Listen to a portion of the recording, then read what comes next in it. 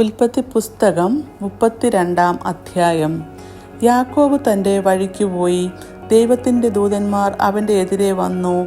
യാക്കോബ് അവരെ കണ്ടപ്പോൾ ഇത് ദൈവത്തിൻ്റെ സേന എന്ന് പറഞ്ഞ് ആ സ്ഥലത്തിന് മഹനയീം എന്ന് പേരിട്ടു. അനന്തരം യാക്കോബ് ഏദോം നാടായ സേയീർ ദേശത്ത് തൻ്റെ സഹോദരനായ ഏശാവിൻ്റെ അടുക്കൽ തനിക്ക് മുൻപായി ദൂതന്മാരെ അയച്ചു.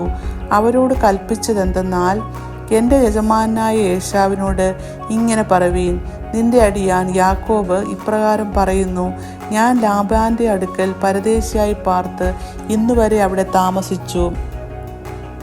എനിക്ക് കാളയും കഴുതയും ആടും ദാസീദാസന്മാരുമുണ്ട്. നിനക്ക് എന്നോട് കൃപ തോന്നേണ്ടതിനാകുന്നു യജമാനെ അറിയിപ്പാൻ ആളയക്കുന്നത്. ദൂതന്മാർ യാക്കോബിൻ്റെ അടുക്കൽ മടങ്ങി വന്ന്, ഞങ്ങൾ നിന്റെ സഹോദരനായ ഏശാവിൻ്റെ അടുക്കൽ പോയി വന്നു. അവൻ 400 ആളുമായി നിന്നെ എതിരേൽപ്പാൻ വരുന്നു എന്ന് പറഞ്ഞു. അപ്പോൾ യാക്കോബ് ഏറ്റവും ഭ്രമിച്ച് ഭയപരവശനായി. തന്നോടുകൂടെ ഉണ്ടായിരുന്ന ജനത്തെയും ആടുകളെയും കന്നുകാലികളെയും ഒട്ടകങ്ങളെയും 2 കൂട്ടമായി വിഭാഗിച്ചു. ഏശാവ് ഒരു കൂട്ടത്തിന് നേരെ വന്ന് അതിനെ നശിപ്പിച്ചാൽ മറ്റേ കൂട്ടത്തിന് ഓടിപ്പോകാമല്ലോ എന്ന് പറഞ്ഞു. പിന്നെ യാക്കോബ് പ്രാർത്ഥിച്ചത്, എൻ്റെ പിതാവായ അബ്രഹാമിൻ്റെ ദൈവവും എൻ്റെ പിതാവായ ഇസഹാക്കിൻ്റെ ദൈവമായുള്ളവേ, നിന്റെ ദേശത്തേക്കും നിന്റെ ചാർച്ചക്കാരുടെ അടുക്കലേക്കും മടങ്ങിപ്പോക. ഞാൻ നിനക്ക് നന്മ ചെയ്യുമെന്ന് എന്നോട് അരുളി ചെയ്ത യഹോവേ, അടിയനോട് കാണിച്ചിരിക്കുന്ന സകല ദയയ്ക്കും സകല വിശ്വസ്തതയ്ക്കും ഞാൻ അപാത്രമത്രേ. ഒരു വടിയോടുകൂടി മാത്രമല്ലോ ഞാൻ ഈ യോർദാൻ കടന്നത്. ഇപ്പോഴോ ഞാൻ 2 കൂട്ടമായി തീർന്നിരിക്കുന്നു. എൻ്റെ സഹോദരനായ ഏശാവിൻ്റെ കയ്യിൽ നിന്ന് എന്നെ രക്ഷിക്കണമേ. പക്ഷേ അവൻ വന്ന് എന്നെയും മക്കളോടും കൂടെ തള്ളയെയും നശിപ്പിക്കും എന്ന് ഞാൻ ഭയപ്പെടുന്നു. നീയോ നിന്നോട് നന്മ ചെയ്യും, നിന്റെ സന്തതിയെ പെരുപ്പം കൊണ്ട് എണ്ണിക്കൂടാതെ വണ്ണം കടൽക്കരയിലെ മണൽ പോലെ ആക്കുമെന്ന് അരുളി ചെയ്തുവല്ലോ. അന്ന് രാത്രി അവൻ അവിടെ പാർത്തു. തൻ്റെ പക്കലുള്ളതിനെ തൻ്റെ സഹോദരനായ ഏശാവിന് സമ്മാനമായിട്ട് 200 കോലാടിനെയും 20 കോലാട്ടുകൊറ്റന്മാരെയും 200 ചെമ്മരിയാടിനെയും 20 ചെമ്മരിയാട് കൊറ്റനെയും കറവയുള്ള 30 ഒട്ടകത്തെയും അവയുടെ കുട്ടികളെയും 40 പശുവിനെയും 10 കാളകളെയും 20 പെൺകഴുതകളെയും 10 കഴുതക്കുട്ടിയെയും വേർതിരിച്ചു. തൻ്റെ ദാസന്മാരുടെ പക്കൽ ഓരോ കൂട്ടത്തെ പ്രത്യേകമായി ഏൽപ്പിച്ചു.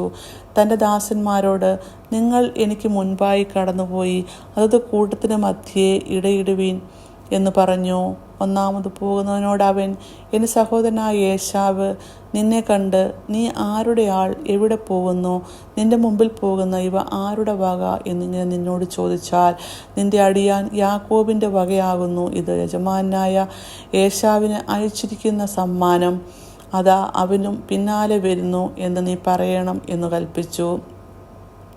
2-മത്തവനോടും 3-മത്തവനോടും കൂട്ടങ്ങളെ നടത്തിക്കൊണ്ടു പോകുന്ന എല്ലാവരോടും നിങ്ങൾ ഏശാവിനെ കാണുമ്പോൾ ഇപ്രകാരം അവനോട് പറവീൻ, അതാ നിന്റെ അടിയാൻ യാക്കോബ് പിന്നാലെ വരുന്നു എന്ന് പറവീൻ എന്ന് അവൻ കൽപ്പിച്ചു. എനിക്ക് മുമ്പായി പോകുന്ന സമ്മാനം കൊണ്ട് അവനെ ശാന്തമാക്കിയിട്ട് പിന്നെ ഞാൻ അവൻ്റെ മുഖം കണ്ടുകൊള്ളാം. പക്ഷേ അവന് എന്നോട് ദയ തോന്നുമായിരിക്കും എന്ന് പറഞ്ഞു. അങ്ങനെ സമ്മാനം അവൻ്റെ മുമ്പായി പോയി. അവന് അന്ന് രാത്രി കൂട്ടത്തോടു കൂടെ പാർത്തു.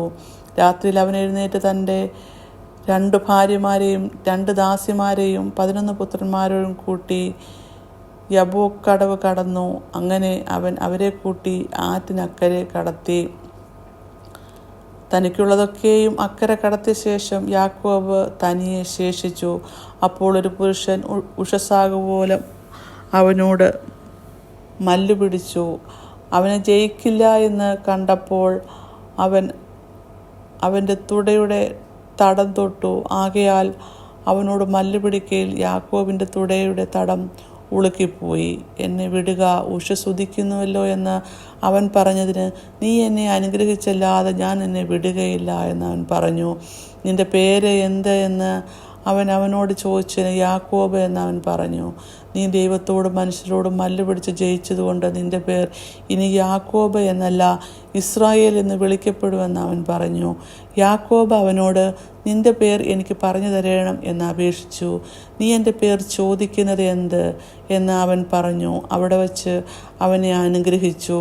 ഞാൻ ദൈവത്തെ മുഖാമുഖമായി കണ്ടിട്ടും എനിക്ക് ജീവഹാനി വന്നില്ല എന്ന് യാക്കോബ് പറഞ്ഞത് ആ സ്ഥലത്തിന് പെനിയേൽ എന്ന് പേരിട്ടു. അവൻ പെനിയേൽ കടന്നു പോകുമ്പോൾ സൂര്യൻ ഉദിച്ചു. എന്നാൽ തുടയുടെ ഉളുക്ക് നിമിത്തം അവൻ മുടന്തി നടന്നു. അവൻ യാക്കോബിൻ്റെ തുടയുടെ തടത്തിലെ ഞരമ്പ് തൊടുക കൊണ്ട് ഇസ്രായേൽ മക്കൾ ഇന്നുവരെയും തുടയുടെ തടത്തിലെ ഞരമ്പ് തിന്നാറില്ല. ഇങ്ങനെ 32 അധ്യായം അവസാനിക്കുന്നു.